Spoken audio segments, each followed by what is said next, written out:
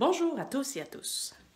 Je m'appelle Rebecca Mathieu, je suis l'auteur de À ma dentelle ainsi que Mémoire et compulsion, qui sont deux romans romantiques, entre autres choses. Et aujourd'hui, je suis là pour répondre à la question de Marie-Michel, Riley et Marie-Chantal, qui est la suivante. Selon vous, quelle est la scène la plus romantique? Donc, tout d'abord, je me suis intéressée au sens du mot romantique. Donc, on se doute bien que le romantique, ça a à voir avec la romance, mais la romance, c'est quoi exactement? Donc, c'est quelque chose qui nous met dans un état d'exaltation, qui nous fait rêver, donc qui nous transporte un peu dans un état second. Et c'est en pensant à la signification du mot que je me suis imaginé cette scène.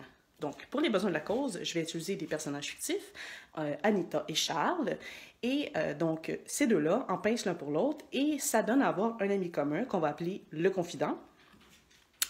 Et le confident commence à en avoir assez, car et Anita et Charles n'arrêtent pas de lui parler de l'autre et à quel point il aimerait être remarqué et que quelque chose se passe entre eux, mais qu'il n'ose pas faire le premier pas, car il ne sait pas si l'autre partage donc ses sentiments.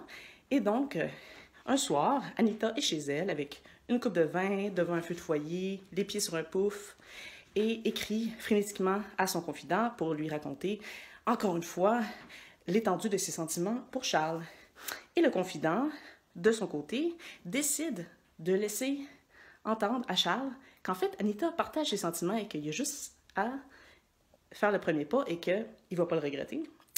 Et donc, Anita, qui vient d'écrire un long message à leur ami commun, s'attend à recevoir une réponse du confident et à la place reçoit un texto de Charles qui lui dit « Chère Anita, pourquoi ne pas me dire tout ça à moi? » Et là, j'essaie d'imaginer la réaction d'Anita et je me dis, ça doit être un moment où elle est figée, elle ne sait pas comment réagir, elle voit juste des mots, du noir sur blanc, elle ne voit pas le visage de Charles, elle sait juste que tout ce qu'elle a rêvé qu'il se produise vient d'arriver.